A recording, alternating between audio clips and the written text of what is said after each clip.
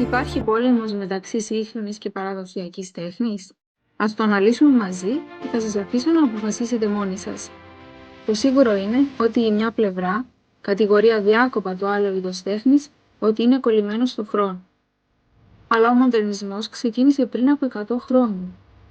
Πού ξανακούστηκε πως κάποιος καλλιτέχνης έχει κολλήσει στο χρόνο, αν επέλεγε να εμπνευστεί από τον κυβισμό ή τον εξπρεσιονισμό? Αυτό ακούγεται αστείο, σωστά?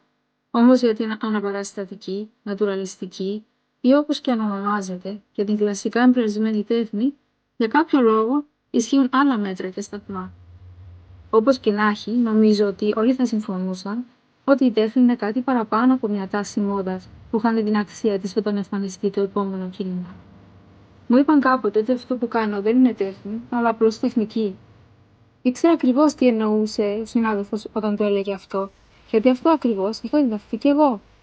Πανεπιστήμια τέχνη σε όλη την Ευρώπη, ειδικά σε χώρες που συνέβαλαν σημαντικά στη δημιουργία και διατήρηση του δυτικού πολιτισμού, διδάσκουν ότι η τέχνη της αναγέννησης, η κάθε είδους τέχνης που ακολουθεί τα κλασικά πρότυπα, δεν είναι πραγματική τέχνη, αλλά απλώς μια τεχνική.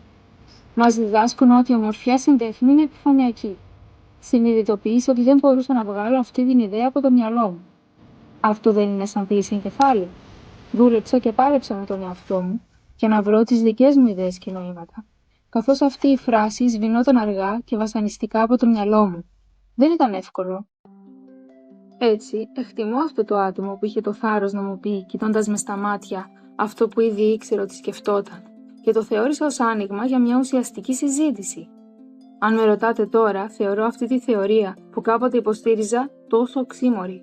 Χαρακτηρίζουν ως επιφανειακό ένα είδος τέχνης, κοιτάζοντας μόνο την επιφάνεια, ανεξάρτητα από το αν ο εκάστοτε πίνακας είναι φτιαγμένος τόσο με δομή, όσο και με ρυθμό, αλληγορίες, συμβολισμούς ή νοήματα.